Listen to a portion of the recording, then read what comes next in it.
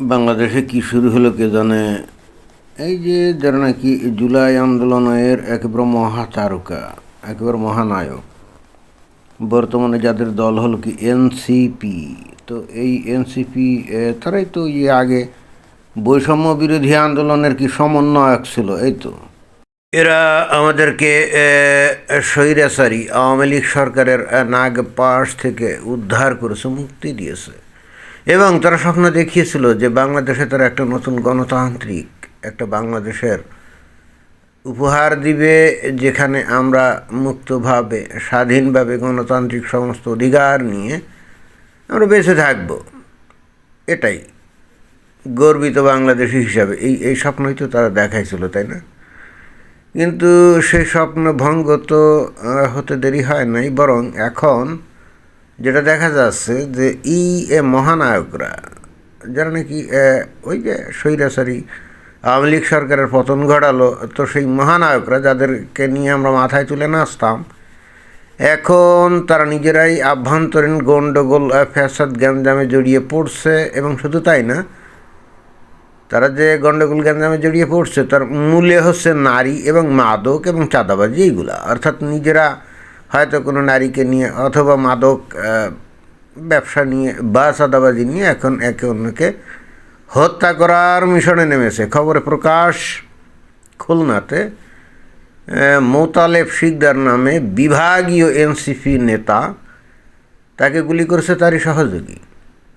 এবং এর মূল কারণ হচ্ছে এখানে ওই বিরোধী কোনো রাজনৈতিক দল না, তাদের প্রতিদ্বন্দ্বী কোনো রাজনৈতিক দল না, তাদেরই নিজেদের বন্ধু বান্ধব সহযোগী, তারাই তাকে গুলি করছে। বস্তুত চাঁদাবাজি, ভাগ বাটোয়ারা, নারী, মাদক দ্রব্য ইত্যাদি। তো এই খবরটা শুনে তো আমাদের গা শিউরে উঠলো। আমরা তো এদের সম্পর্কে চিন্তা করছিলাম, এদের চরিত্র ফুলের মতো পবিত্র। এরা মাদক গ্রহণ করবে, নারীর সঙ্গে অবৈধ সংসর্গও করবে, চাঁদাবাজি করবে, এইটা তো আমরা কোশ্চিনকালেও আমরা কল্পনাতে আনি নেই। অথচ সেই ঘটনায় আমাদেরকে শুনতে হলো। এখন পুলিশ এই সমস্ত বলছে যে এখানে বস্তুত নারী, মাদক, চাঁদাবাজি এগুলো নিয়ে নিজেদের মধ্যে আভ্যন্তরীণ কোন্দলে এই মোতালেব শিকদারকে গুলি করা হয়েছে, এনসিপি নেতা। এখন পুলিশ এই ধরনের কথা বলছে, এটা কি উদ্দেশ্যমূলক নাকি? মিথ্যা কথাও তো হতে পারে, এনসিপি নেতাদের চরিত্র হননের জন্যও তো হতে পারে। এটা তো এমনও হতে পারে কি আমরা কেন মনে করব যে এনসিপি এর নেতাদের মতো ফুলের মতো পবিত্র চরিত্র এই নেতাদেরকে নিয়ে এই কুৎসা রটানো হবে? আমার কাছে কেন জানি সুগভীর একটা চক্রান্ত মনে হচ্ছে। এখানে তো সরাসরি জাস্ট বলে দিলেই হতো যে স্বৈরাচারী ফ্যাসিস্টদের দোসর, ভারতের দালাল, ভারতের তারাই এই গুলিটুলি করছে। যেমনটা আমরা ওই যে কিছুদিন আগে ওসমান হাদিকে যে যারা গুলি করলো, পরবর্তীতে দেখা গেল যে বাংলাদেশে এক শ্রেণীর লোক এই ভারতের ইন্ধনে, রয়ের ইন্ধনে গুলি করে তাকে হত্যা করছে। এবং তার প্রেক্ষিতে বাংলাদেশের তৌহিদি জনতা অনেক ঘটনা ঘটিয়ে ফেলছে, তাই না? অনেক ঘটনা ঘটিয়ে ফেলছে। সেখানে ডেইলি স্টার, প্রথম আলো পত্রিকা আগুন দিয়ে জ্বালিয়ে দিয়েছে। ভারতীয় হাইকমিশন অভিমুখে গিয়ে অনেক ঘটনা ঘটিয়েছে, বিভিন্ন জায়গায় লুটপাট হয়েছে, তাই না? তো এটা খুব ইন্টারেস্টিং ব্যাপার। যদি ভারত তর্কের খাতিরে ধরে নিলাম যে ভারত এই কাজটা করছে, এই কাজটা করছে, তো তাই যদি হয় তাহলে এখানে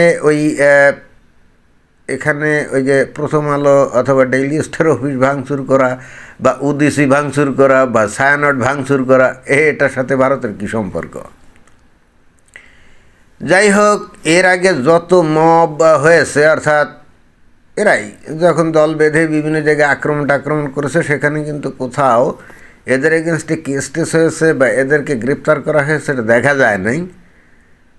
কিন্তু দেখলাম যে এই প্রথম আলো বা এই ডেইলি স্টার এখানে গিয়ে যারা এই লুটপাট করছে, ভাঙচুর করছে, আগুন জ্বালিয়েছে, তাদের বিরুদ্ধে কেস হয়েছে এবং কয়েকজনকে অলরেডি গ্রেপ্তারও করছে। একজন তো দেখলাম যে ওই আমরা যাদেরকে মহানায়ক ভাবতাম, মহানায়ক বৈষম্য বিরোধী আন্দোলন করছিল, তার মধ্যে একজন দেখলাম যে 1-1.5 লাখ টাকা ওই প্রথম আলো অফিস থেকে লুট করছে। তারপরে সে আবার ওই টেলিভিশন কিনছে, একটা ফ্রিজ কিনছে, একটা গনিমতের মাল জোগাড় করছিল, তাই না? অতএব আমরা ভাবছিলাম যে এই এরা তো ফুলের মতো নিষ্পাপ চরিত্রের লোক, এরা এই সমস্ত কেন করবে? আমার কাছে মনে হয়েছিল, এইটা মনে হয় যে এক শ্রেণীর লোকজন এদের বিরুদ্ধে কুৎসা রটনা করার জন্যে এরা টাকা পয়সা লুটপাট করছে, তারপরে এই যে ফ্রিজ কিনছে বা টেলিভিশন কিনছে, এই ধরনের ভুয়া খবর ফেক নিউজ প্রচার করছে। আমার তো সেটাই মনে হয়েছিল। তো এখন এই যে মোতালেব শিকদার, যে নাকি এনসিপি নেতা ফুলের মতো পবিত্র চরিত্রিত মনে করি আমরা, এখন তার ব্যাপারেও এই যে পুলিশ বলছে সে নাকি মাদক দ্রব্য পাচার বা ব্যবসা, তারপরে চাঁদাবাজি, তারপরে নারী এ সংক্রান্ত ব্যাপারে নিজেরাই নিজেদের মধ্যে গুলিগোল্লা করছে।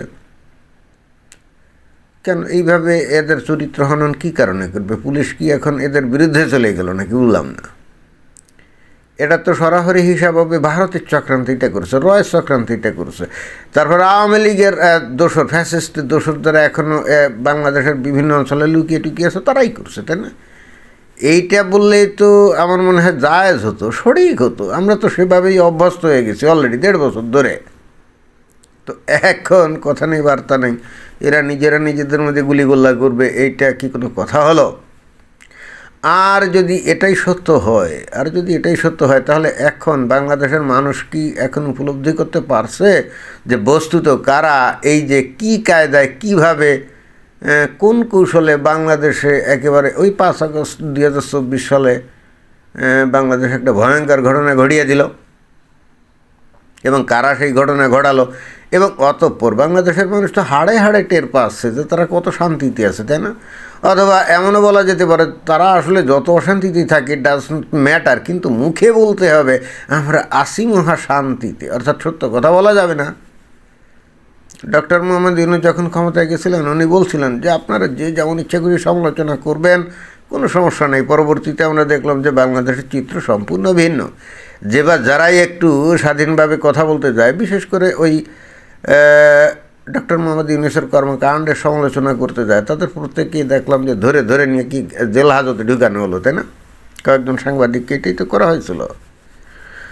তো এই জন্যে এখন এই এনসিপির নেতাদের এই মানে এদের ব্যাপারে এই যে এরা গাঁজা মানে মাদকদ্রব্য বা নারী বা চাঁদাবাজি এগুলো নিয়ে নিজেরা মারামারি কাটাকাটি করছে, খুনাখুনি করছে, গুলিমুলি দিচ্ছে, এই সমস্ত, এটা তো কোনো ভালো খবর না, এটা তো সমালোচনামূলক বিষয়, তাই না? এখন যে পুলিশ এই খবর দিল তাকে কি এখন করা হবে, স্যাক করা হবে? তাকে কি বরখাস্ত করা হবে? এনসিপি নামক দলের এই ফুলের মতো পবিত্র চরিত্র, ফেরেশতার মতো চরিত্রের মানুষদের ব্যাপারে এই ধরনের গাঁজাখুরি গল্প, মিথ্যা গল্প বা মিথ্যা কাহিনী এরা প্রচার করে, এটা ভয়ঙ্কর অন্যায় করছে। এখন যে পুলিশ এই তদন্ত করে এই সমস্ত কথা বলছে তাদের কি হবে? এটা মানে তার কি হবে? আমি তো তার বিচার চাই। কেন তারা বাংলাদেশের এই সোনার ছেলেদের নামে এই ধরনের আজে বাজে খুব জঘন্য টাইপের অভিযোগ কেন করবে যে এরা মাদক পাচার নিয়ে মারামারি করছে বা নারী দখল নিয়ে মারামারি করছে বা চাঁদাবাজির ভাগাভাগি নিয়ে মারামারি করছে? কেন বলবে? আর যদি করেও থাকে হালকা পাতলা, সেফে যাবে না, এবং দোষ দিতে হবে কি আওয়ামী লীগের ওপরে বা ভারতের রয়ের ওপরে, তাই না? এখন তো ভারতের যেখানে যাই হোক না কেন সেটা তো রয়ের নির্দেশ ছাড়া তো হচ্ছে না। কেউ যদি মনে করেন বায়ু ত্যাগ করে কোনো জায়গায় বসে, তো এটাও আমার মনে হয় রয়ের নির্দেশে হচ্ছে নাকি। তো এটাই ছিল বক্তব্য। ধন্যবাদ।